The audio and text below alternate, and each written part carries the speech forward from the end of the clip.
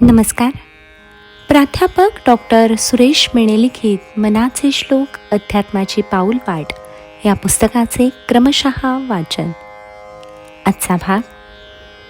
अहिल्ये सती लागियारण्य पंथे, कुडावा पुढे देवपंडितया ते, बळे सोडिता घाव खाली निशाणी, नुपेक्षिकता देवभक्ताभिमानी. समर्थांनी या ठिकाणी रामावताराचा दाखला दिला आहे. आतापर्यंत आपण 6 अवतारांचे वर्णन ऐकले. या श्लोकात समर्थांनी 7वा अवतार प्रभू रामचंद्रांच्या अवताराचे उदाहरण दिले आहे. प्रभू रामचंद्रांचा अवतार हा आपल्या भक्तांना सद्धर्माचे आचरण शिकवण्यासाठी झाला असे मानतात. रामाचा अवतार हा आदर्श घालून देण्यासाठी झालेला अवतार आहे.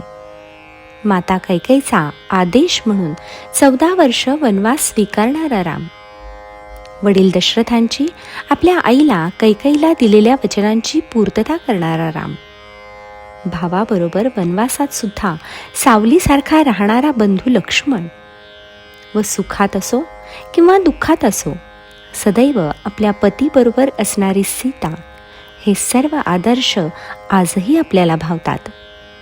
श्रीराम स्वतःच परमात्मा होते, परंतु तरीसुद्धा लोकांना दाखवण्यासाठी ते गुरुजवळ राहिले, गुरूंची सेवा केली व विद्याभ्यास पूर्ण केला. रामाला पाहूनच दुर्गुणांचा नाश होत होता. प्रभू रामचंद्रांच्या दर्शनाने सुद्धा मारीच राक्षसाच्या कुबुद्धीचे सद्बुद्धीत रूपांतर होत होते.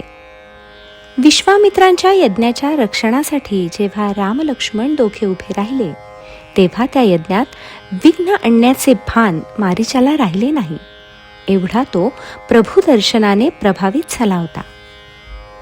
प्रदीर्घ झोपेत असलेल्या कुंभकर्णाला जागे केले. त्याने विचारले, मला का उठवले? तेव्हा रावणाने सांगितले की सीतेसाठी युद्ध होते आहे.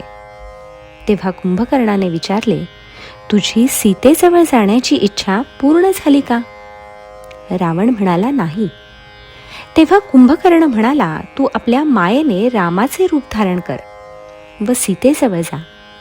ती तुला राम समजून तुझ्या अधीन होईल. तेव्हा रावणाने सांगितले, मी हा प्रयोग आधीच करून पाहिला आहे, पण काय सांगू, मी जेव्हा जेव्हा रामाचे मायावी रूप धारण करतो तेव्हा सुद्धा सीता मला मातेच्या रूपात दिसते आणि माझी कामभावना आपोआप नष्ट होते. तेव्हा कुंभकर्ण म्हणतो, बाबा रे, तू एवढा कामी आहेस तरी केवळ मायावी रामाने तू कामरहित बनतो. याचाच अर्थ राम हाच परमेश्वर आहे, तेव्हा तू त्याच्याशी वैर घेऊ नकोस. तेव्हा रावणाने सांगितले की प्रत्यक्ष युद्ध झाले तर आपल्या सर्वांना रामाचे दर्शन होईल व आपला उद्धार होईल.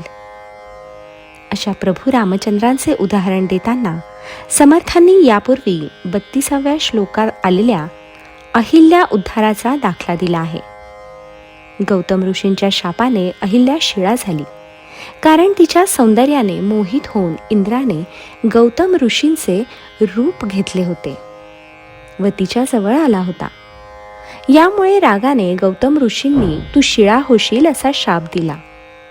परंतु नंतर त्यांना आपली चूक लक्षात आली की यात अहिल्याचा काहीही दोष नाही, म्हणून त्यांनी तिला उशाप दिला की प्रभू रामचंद्रांच्या पदस्पर्शाने तुझा उद्धार होईल.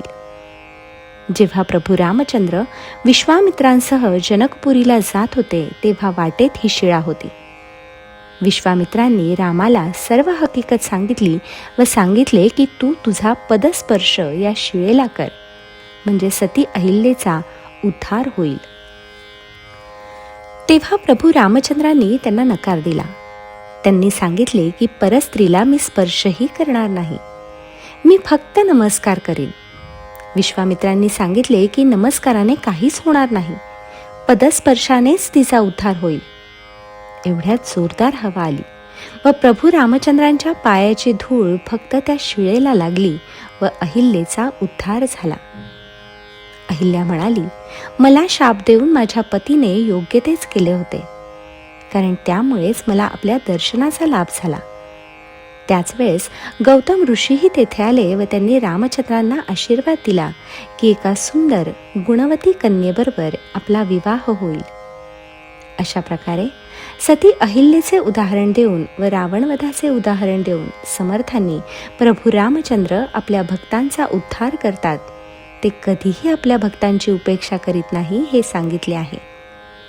जय जय रघुवीर समर्थ.